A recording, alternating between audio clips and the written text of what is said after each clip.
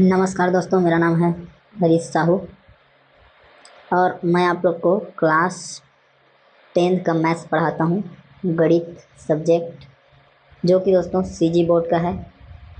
तो चलिए दोस्तों, हम पढ़ रहे हैं अध्याय 3, जिसका नाम है एक चर का द्विघात समीकरण। ठीक है, एक चर, कोई भी एक चर हो सकता है, एक्स वाई जेड, उसकी द्विघात मतलब घातें क्या रहेगी, दो। तो ऐसे इक्वेशन, ऐसे समीकरण का हम क्या करेंगे, इस अध्याय में अध्ययन करेंगे। तो दोस्तों, हम इसे पढ़ चुके हैं, इसका बहुत सा हम चीज़ों को भी कर चुके हैं। तो हम इस वीडियो में पढ़ेंगे द्विघात समीकरण के मूल। ठीक है, द्विघात समीकरण के मूल, जो द्विघात समीकरण होते हैं उसके मूल क्या होते हैं। ठीक है, तो अंग्रेजी में बोलेंगे रूट ऑफ क्वाड्रेटिक इक्वेशन। ठीक, तो यहाँ पर देखिए दिया हुआ है पी एक्स बराबर एक बहुपद दिया हुआ है। पी एक्स का अर्थ है पॉलीनोमियल। ठीक है, पॉलीनोमियल मतलब है बहुपद जो कि एक्स के चर राशि के रूप में दिया गया है। क्या दिया है, एक्स वर्ग ऋण 3x धन 2। ठीक है, तो यह क्या है, एक द्विघाती बहुपद है। दिख रहा है कि इसकी घात 2 है। ठीक है, इस बहुपद के शून्यक एक्स के वे मान होंगे जिनके लिए पी एक्स शून्य हो जाएगा। ठीक है, तो यदि कोई बहुपद है, ठीक है, तो इसका हम शून्यक किसको कहेंगे, शून्यक। ये हमारे पास पी एक्स बराबर दिया है, तो ये जो बहुपद है इसका हम शून्यक किसको बोलेंगे, तो ऐसा मान जिसे रखने पर पी एक्स शून्य हो। मतलब बहुपद क्या हो जाए, बहुपद का मान शून्य हो जाए। पी एक्स बराबर क्या हो जाना चाहिए, 0 हो जाना चाहिए। तो ऐसे मान को हम क्या बोलेंगे कि यह जो मान है, यह जो मान है उसे जब हम ये पी एक्स में रखेंगे तो उसका मान 0 हो जाएगा। तब हम कहेंगे कि पी एक्स का शून्यक है। ठीक है, एक्स बराबर कुछ भी, एक या एक्स बराबर 2, कुछ भी हो सकता है। ठीक है दोस्तों, तो मैं आपको ये बताना चाह रहा हूँ कि शून्यक क्या होता है, आप अच्छे से समझ लें, क्योंकि अध्याय में आगे बहुत इसका उपयोग होना है। शून्यक के से आप क्या समझ रहे हैं, जैसे कोई भी बहुपद है, पी एक्स कोई बहुपद है। ठीक है, तो एक्स का ऐसा मान जो पी एक्स को शून्य कर दे, पी एक्स का शून्यक कहलाता है। ये आप अच्छे से समझ लीजिए।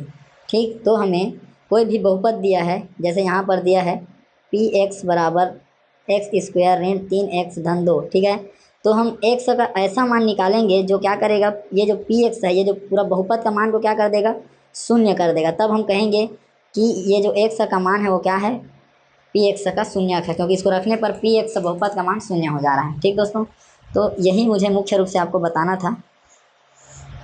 ठीक है, तो बोल रहा है कि पी एक्स एक द्विघाती बहुपद है, है ना, तो इस बहुपद के शून्यक एक्स के वे मान होंगे जिनके लिए पी एक्स शून्य होगा। शून्य ज्ञात करने के लिए पहले क्या करेंगे, इसका गुणनखंड प्राप्त कर देते हैं। तो गुणनखंड इसे इस प्रकार से प्राप्त हो जाएगा, x square minus 3x plus 2 है।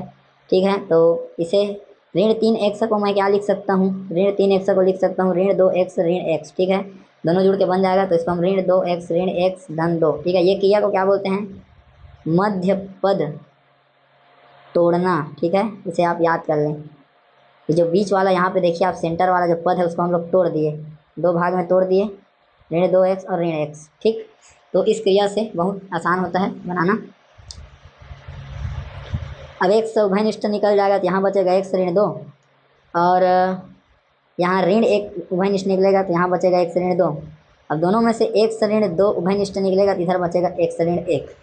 ठीक, तो इसका गुणनखंड प्राप्त कर लिए। ठीक है, जो बहुपद दिया था, बहुपद दिया है, उससे हम कौन से फार्मूले में ले आए, गुणनखंड। अब क्या करा है, अब बहुपद एक्स स्क्वायर ऋण 3x धन 2 का मान शून्य होगा यदि जो गुणनखंड है उसको हम 0 के बराबर लेंगे। ठीक है, तो यहाँ पर जो गुणनखंड है उसे हम क्या करेंगे, 0 के बराबर लेके हल करेंगे। तो देखिए जो x माइनस 2 बराबर, इसको हम लोग x माइनस 2 बराबर 0 ले लेते हैं, और इधर x माइनस 1 बराबर 0। तो एक्स का मान इधर आया 2 और एक्स का मान इधर आया 1। ठीक है दोस्तों, तो एक्स का एक मान मिला 2 और एक्स का एक मान मिला 1, अर्थात एक्स स्क्वायर ऋण 3x धन 2 के शून्यक 2 व 1 हैं। ठीक है, आप चाहे तो चेक कर लेते हैं। ठीक है, तो देखिए अब क्या होना चाहिए, चेक करते हैं कि शून्यक है कि नहीं। शून्य होना चाहिए। एक्स स्क्वायर ऋण 3x धन 2, एक्स स्क्वायर ऋण 3x धन 2। ठीक है, यहाँ पे हम लोग पहला जो शून्य मिला है x बराबर 2 उसको रखते हैं, यहाँ x बराबर 1 को रखते हैं, तो हो जाएगा 4 ऋण फिर है 4, 2 का वर्ग, 2 का वर्ग, x बराबर 2 लेंगे, यहाँ लिखेंगे 2 का वर्ग ऋण 3 गुणा 2 धन 4, यह हो जाएगा 4 ऋण 6 धन 4। ठीक है,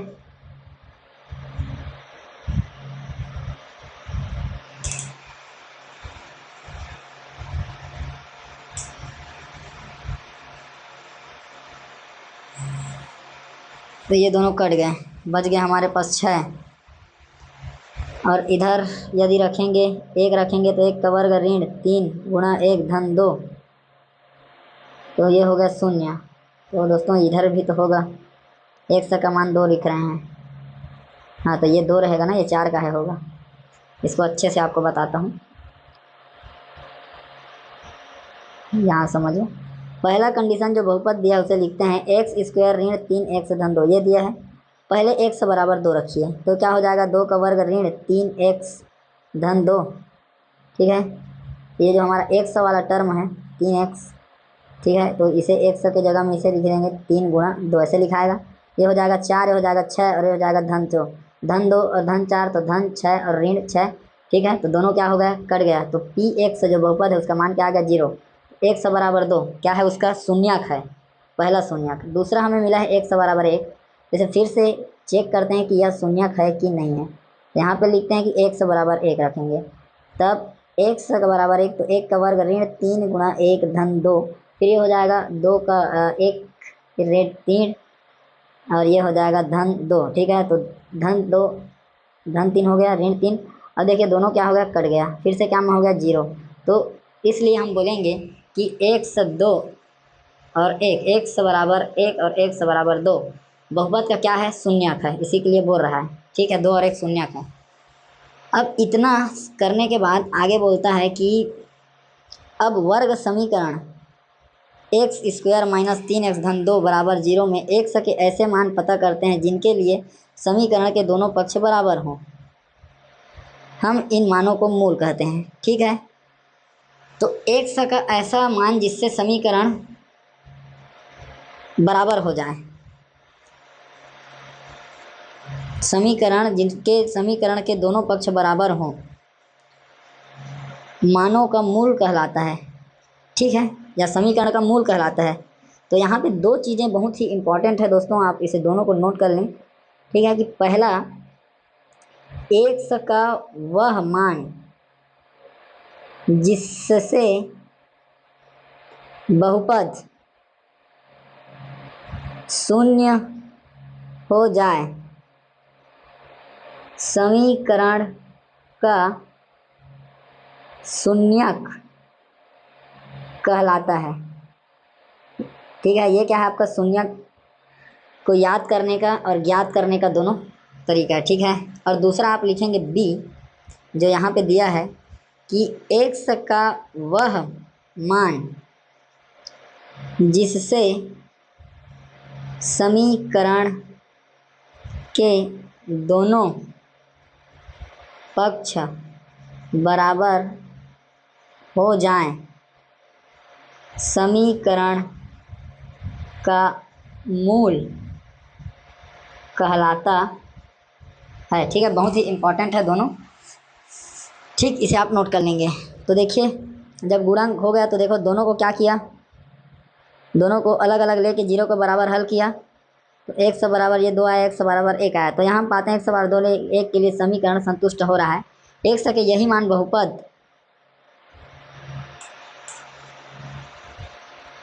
एक्स स्क्वायर ऋण 3x धन 2 के शून्यक भी हैं, अतः हम कह सकते हैं कि द्विघाती बहुपद के शून्यक उस बहुपद से बनाए गए समीकरण के मूल होते हैं। हाँ दोस्तों, तो ये बोल रहा है कि हम कह सकते हैं कि द्विघाती बहुपद के शून्यक उस बहुपद से बनाए गए समीकरण के मूल होते हैं। ठीक है, बोल रहा है कि कोई समीकरण है तो उसका जो शून्यक है वही क्या रहेगा, उसका मूल रहेगा। ठीक है, और उसको कैसे ज्ञात किया है, जैसे हमें अभी ये वाला समीकरण दिया गया था, इसको हमने निकाला कि इसके दो शून्यक हैं, 100 = 2 और 100 = 1। ठीक है, उसके बाद इसके यदि हम मूल निकालें तो उसे हम गुणनखंड के रूप में लिखेंगे ऐसे, और जैसे इसको हम क्या करेंगे, चेक करेंगे कि दोनों पक्ष बराबर आ रहा है कि नहीं। 1 - 2 और 1 - 1 = 0। यहाँ यदि आप 1 = 2 रखेंगे, ठीक है, तो आपको 0 मिल जाएगा, और यहाँ आप 1 = 1 रखेंगे तो आपको 0 मिल जाएगा। तो इसीलिए 1 = 2 और 1 क्या हैं, मूल भी हैं और शून्यक भी हैं। ठीक है, बस निकालने का तरीका थोड़ा अलग है। अब ये बोल रहा है कि कैसे पता करें कि दिए गए मान द्विघाती समीकरण के मूल हैं अथवा नहीं। जैसे 100 का कोई भी मान दे दिया है तो कैसे पता चलेगा कि वह उसका मूल है कि नहीं है, ये हम याद करेंगे। तो बोलता है कि कोई मान किसी वर्ग समीकरण का मूल है अथवा नहीं है, यह जानना बहुत आसान होता है। जिन मानों को वर्ग समीकरण में रखने पर समीकरण के दोनों पक्ष बराबर हों वे मान समीकरण के मूल होते हैं। ठीक है, ये मस्त परिभाषा दिया है जो मैं अभी लिखवाया हूँ। जिन मानों को वर्ग समीकरण में रखने पर दोनों पक्ष बराबर हों वे समीकरण के मूल होते हैं, और यदि समीकरण शून्य हो जाएगा तो वही क्या हो जाएगा, शून्यक कहलाएगा। ठीक है दोस्तों, तो इसको आप मोस्ट इम्पॉर्टेंट करके इसको याद कर लेंगे। ठीक है, भूलने वाला बिल्कुल काम मत हो, क्योंकि शून्य क्या होता है और मूल क्या होता है, ठीक है, ये आपको पता चलना चाहिए। ये क्या करता है, ये बहुपद को शून्य करता है, और ये क्या है, ये समीकरण को बराबर करता है। ठीक है, तो चलिए एक उदाहरण है उससे हम लोग समझते हैं। तो ये यहाँ पे हमको बोल रहा है कि जांचिए 1 = 1 और 1 = 1 वर्ग समीकरण x² - x धन 1 = 0 के मूल हैं अथवा नहीं है। ठीक है, तो देखो x² - x धन 1 = 0। ठीक है, अब इसे हम लोग क्या करेंगे, इसे तुम गुणनखंड रूप में लिख लें तो भी हमारे लिए क्या बोला है, मूल 1 = 1 और 1 = 1 मूल है या नहीं। ठीक है, तो मूल होने के लिए क्या होना चाहिए कि समीकरण के दोनों पक्ष बराबर आना चाहिए।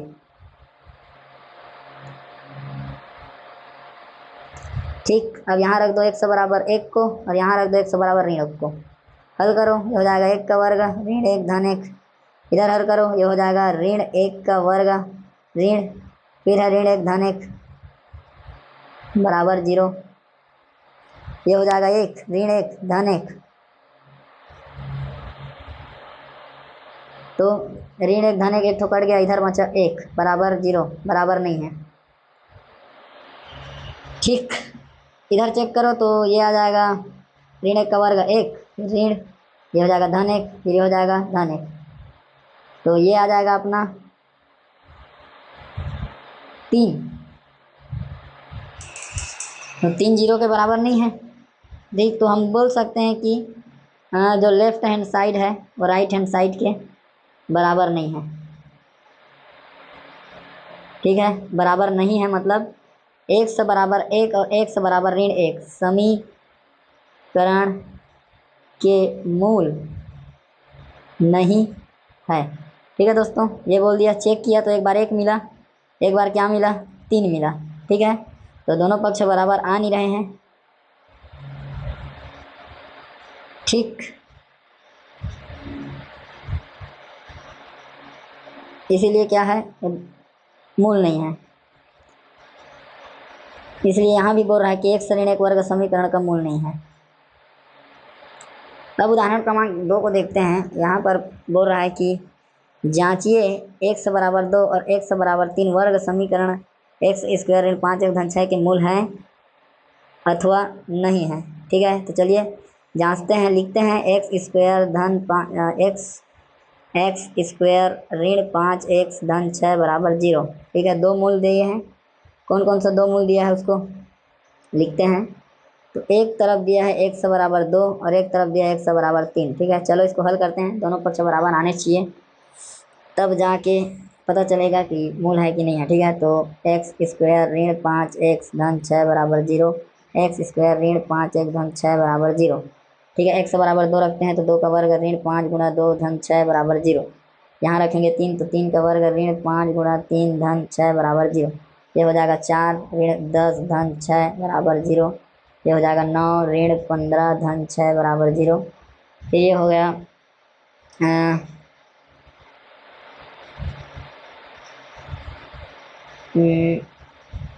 ये दोनों जुड़ जाएगा धन 4, ये भी जुड़ जाएगा तो ये हो जाएगा धन 10 ऋण 10 बराबर 0।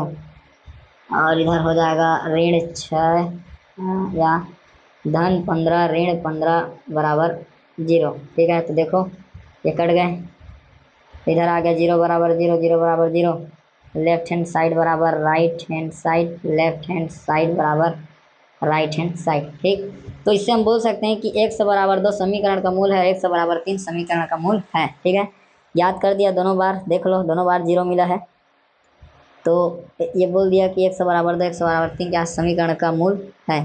ठीक, अब द्विघात समीकरण के हल करने के तरीके के बारे में हम आगे पढ़ेंगे। ठीक है दोस्तों, तो इस वीडियो में इतना ही। तो बहुत बहुत आपका धन्यवाद दोस्तों वीडियो को देखने के लिए। ज़्यादा से ज़्यादा दोस्तों लाइक कीजिए, उम्मीद करता हूँ आपको समझ में आ रहा है, और इसे ज़्यादा से ज़्यादा ज़रूरतमंद तक शेयर कीजिए, और दोस्तों चैनल को सब्सक्राइब जरूर कीजिए। ठीक है, इससे आपको नोटिफिकेशन लगातार मिलता रहेगा और मेरा आत्मविश्वास बढ़ेगा। ठीक है दोस्तों, ताकि मैं आपके लिए निरंतर प्रयास करता रहूँ। ठीक है, बहुत बहुत आपका धन्यवाद। मिलेंगे दोस्तों नेक्स्ट वीडियो में, तब तक के लिए जय हिंद, वंदे मातरम।